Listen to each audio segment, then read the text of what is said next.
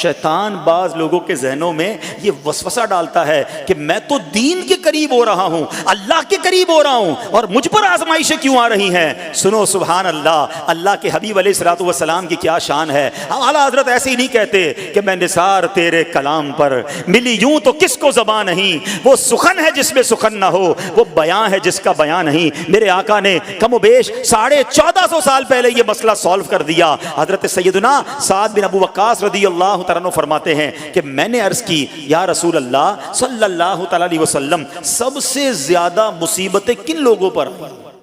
گلی مکا دی نا، پنجابی میں کہتے ہیں نا، گالی بات ہی ختم کر دی۔ حضور یہ بتائیں سب سے زیادہ مصیبتیں کن لوگوں پر آئیں؟ پیارے آقا نے فرمایا انبیاء پر۔ اللہ اکبر، اللہ کے سب سے قریب تو انبیاء ہیں نا، انبیاء پر، پھر ان لوگوں کے بعد جو لوگ بہتر ہیں، پھر ان کے بعد جو بہتر ہیں۔ سنو اب اگلا جملہ، بندے کو اپنی دینداری کے اعتبار سے مصیبت میں مبتلا کیا جاتا ہے۔ اگر وہ دین میں سخت ہوتا ہے اس کی آزمائش بھی سخت ہوتی ہے، اگر وہ دین میں کمزور ہوتا ہے تو اللہ عز و جل اس کی دینداری کے مطابق اسے آزماتا ہے۔ بندہ مصیبت میں مبتلا ہوتا رہتا ہے یہاں تک کہ اس کے دنیا میں ہی اس کے سارے گناہ بخش دیے جاتے ہیں۔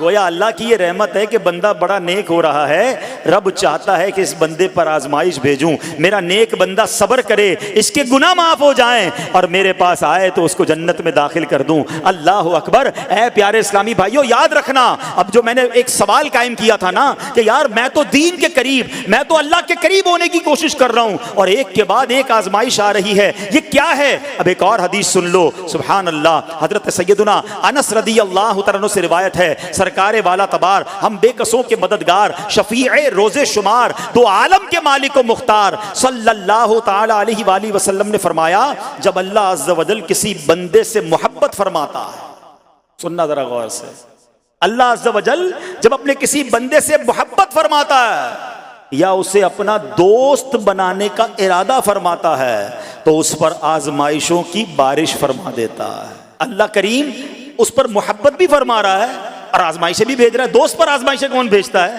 دوست کو تو راحتیں ڈالی جاتی ہیں۔ ہائے ہائے، اب یہی تو امتحان ہے، یہی تو چیک ہے۔ سنو، نبی پاک فرماتے ہیں جب اللہ اس پر آزمائش بھیجتا ہے نا، وہ بندہ اپنے رب کو پکارتا ہے، اے میرے رب عز و جل، تو اللہ فرماتا ہے میرے بندے تو جو کچھ مجھ سے مانگے گا میں تجھے عطا فرماؤں گا، تو جلد ہی تجھے دے دوں گا اور اسے تیری آخرت کے لیے ذخیرہ کر دوں گا۔ سبحان اللہ۔ یعنی اللہ والوں کو آزمایا جاتا ہے، ان کے درجات بلند کیے جاتے ہیں، ان کے گناہ معاف کیے جاتے ہیں۔ تو اے میرے پیارے اسلامی بھائیوں، کبھی بھی یہ ذہن میں خیال مت لانا کہ یار میں دین میں قریب آ رہا ہوں، میری آزمائشیں بڑھ رہی ہیں۔ سمجھ لو امتحان شروع ہو گیا ہے، ٹیسٹ شروع ہو گیا ہے، اب اس ٹیسٹ میں مجھے کامیاب ہونا ہے اور اللہ کے مزید قریب جانا ہے۔ زندگی میں جو گناہ ہو گئے ہیں یہ میرے گناہوں کا انشاءاللہ کفارہ بن جائے گا، میرے درجات کی بلندی کا سبب بن جائے گا۔ اللہ سے عرض کرنا، اے مولا میں تیری رضا پر راضی، میں تیرے فیصلوں پر راضی، اب تک جو دیا تھا تو نے دیا تھا،